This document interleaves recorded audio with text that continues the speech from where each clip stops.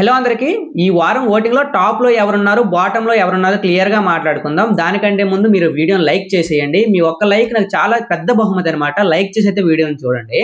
ఇంకా విషయానికి వస్తే మాధురి గారి ఓటింగ్ చూస్తే నాకు దిమ్మ తిరిగిపోయింది. ఎందుకంటే లాస్ట్ 2 రోజులుగా తన చేసిన పెంట ఇంట్లో ఎంత కాదు.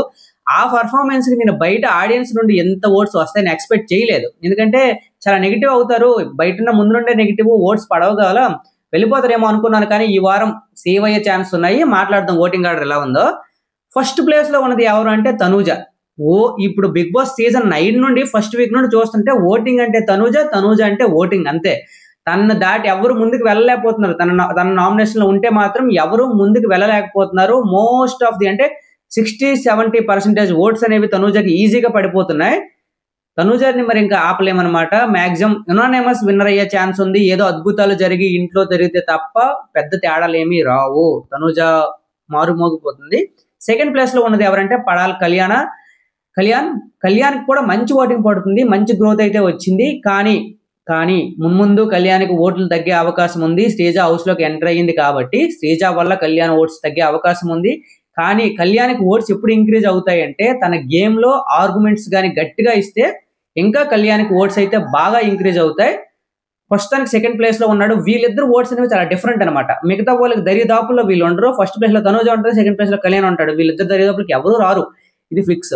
ఇంకా థర్డ్ ప్లేస్ లో ఉన్నది ఎవరంటే డెమోన్ పవన్ కి మంచి కండబలం ఉంది, బుద్ధి బలమే యూజ్ చేయట్లేదు.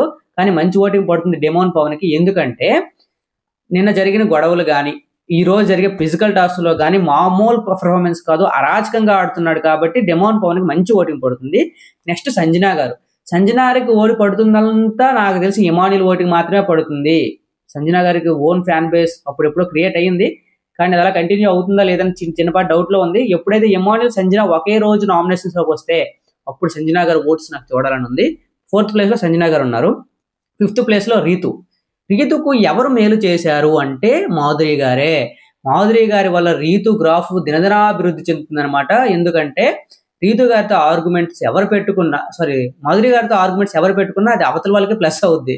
ఈమె నోరేసుకుని పడిపోతే చూసిన వాళ్ళకి పాపంరా అమ్మాయి సమాధానం ఇవ్వలేకపోతుంది, మాట్లాడలేకపోతుంది అనే విధంగా ఉన్నప్పుడే జాలి చూపిస్తారు.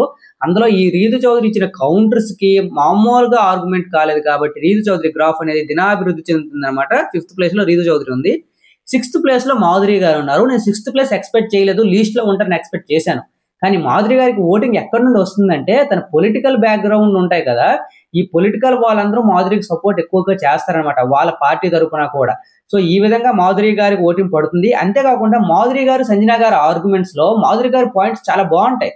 తను నోరు పారేసుకుని కాకుండా అలా గొడవలు పడుతుంటే చాలా మంది ఇష్టపడతారు. తన ఇంట్లో ఉంటే బాగుంటది, ఇలాంటి ఆర్గ్యుమెంట్స్ జరగాలి అని అనుకునే వాళ్ళు ఉంటారు. కాబట్టి మాధురి గారికి మంచి ఓటింగ్ పడుతుంది. అంటే డేంజర్ జోనే, కానీ మిగతా ఇద్దరికంటే కొంచెం మంచి ఓటింగ్ పడుతుంది. ఈ వారం సేవ్ అయ్యే అవకాశాలు చాలా ఉన్నాయి.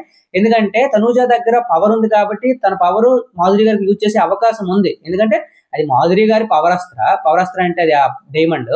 దాని తర్వాత మాధురి గారి సంచలనంగా గెలిపించారు కాబట్టి తనూజానే నామినేషన్ లో పెట్టింది కాబట్టి మాధురి గారిని సేవ్ చేసే అవకాశం తనూజ ఈ వారం ఉంది. 7th ప్లేస్ లో ఉన్నది ఎవరంటే రాము. 8th ప్లేస్ లో ఉంది గౌరవ్. వీళ్ళిద్దరికి ఓటింగ్ ఏం పడట్లేదు అబ్బా, చాలా తక్కువ పడుతుంది. వీళ్ళిద్దరిలో ఒకరు ఎలిమినేట్ అయ్యే అవకాశం ఉంది. మాక్సిమం ఈ వారం 8 మంది నామినేషన్ లో ఉన్నారు కాబట్టి డబుల్ ఎలిమినేషన్ అయ్యే ఛాన్స్ కూడా ఉంది. కాబట్టి వీళ్ళిద్దరూ వెళ్ళిపోయినా ఆశ్చర్యపోవాల్సిన అవసరం లేదు. కాబట్టి ఎవరి ఫ్యాన్స్ వాళ్ళకి ఓట్స్ వేసుకోకండి, స్ప్లిట్ చేయకండి. ఈ వారం కొంచెం కీలకంగా ఉండబోతుంది అనమాట. డబుల్ ఎలిమినేషన్ ఏమైనా ఉంటే నేను మన ఛానల్లో అప్డేట్స్ ఇస్తాను కాబట్టి వెయిట్ చేయండి. ఇది ప్రస్తుతానికి ఉన్న ఓటింగ్ ఆర్డర్. మీరు ఎవరికి ఓటు వేస్తున్నారో కింద కామెంట్ చేయండి. మీ ఓట్స్ ఎంతమందికి ఎన్ని కామెంట్స్ వస్తాయో చూద్దాం. అలాగే మోర్ అప్డేట్స్ కోసం ఛానల్ సబ్స్క్రైబ్ చేసుకోండి. వీడియో లైక్ చేయండి. Thank you so much.